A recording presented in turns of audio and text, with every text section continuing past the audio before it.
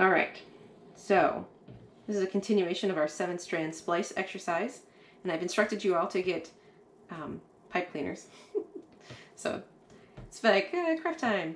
I'm noticing that mine are not all the same length, but I was able to secure a multi-pack of different colors from Walmart. You don't have to get anything multiple colors. I saw other ones there for 25 of them for like $1. So I don't care what color they are. But I figured for today, it might be handy to have different colors so you can see a little bit more of what I'm doing. That red one is funny, so I'm switching out that red one. That red one's funny too. So what I want you to do is gather 7 of them, 1, 2, 3, 4, 5, 6, 7, and put them all in a nice stack as best as possible. This is, you know, rudimentary, but it actually works pretty well. Here's a mostly finished item. I didn't trim off my ends, but it works okay. And so what we're gonna do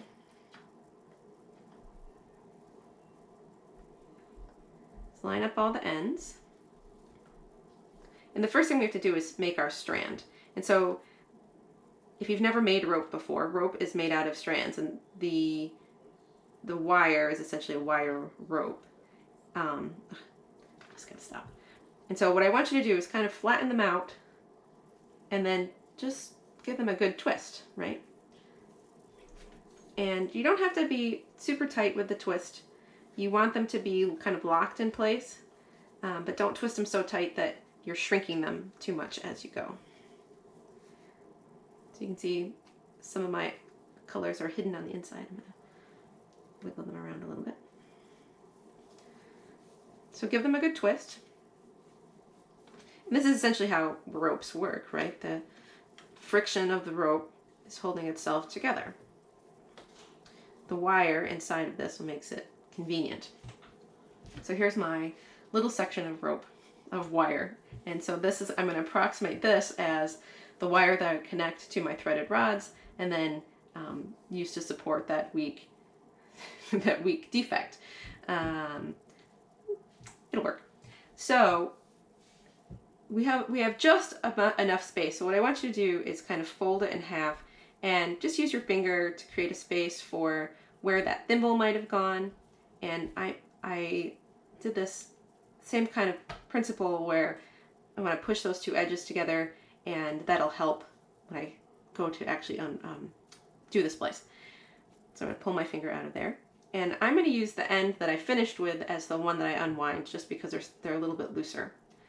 And so same principle applies. I'm going to start with the lowest one, just so that I make sure that I've got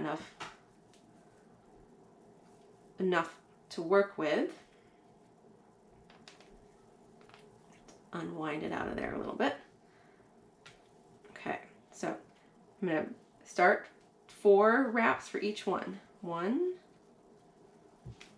2, 3, 4. This time I'm going to cut them off one at a time. And just regular scissors will work, which is nice. Next I'm going to do this red one.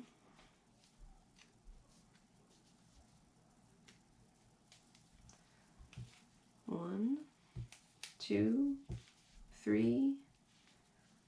This one's not quite long enough. I don't need to trim it. So make sure your coils are all going in the same direction as they go around. I typically work, if you look at it this way, in a clockwise direction. Let's see, white will be my next one.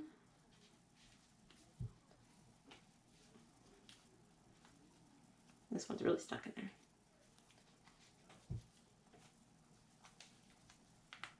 Okay, so I've unwound it. Push that thing back together. 2, 3, 4.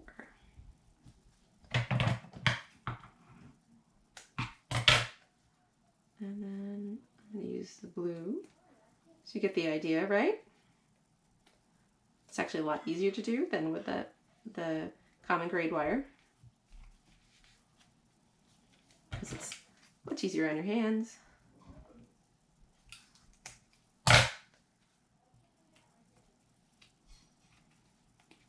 Okay, 1, 2, oh, See, the green's not long enough, so that's only going to get 3. That'll be fine. 1, 2, 3, 4. 1, 2, 3. Oh, see. This one worked better for some reason. I wonder why that was. Probably because I only did 3 with some of them. But let me fix that orange one. So once you've got all of them, 3 or 4 twists, however works best, trim them up. And there you go. There's your approximation of a 7-strand splice. So I want you each to make one of these and then send me a picture of your finished product for grades.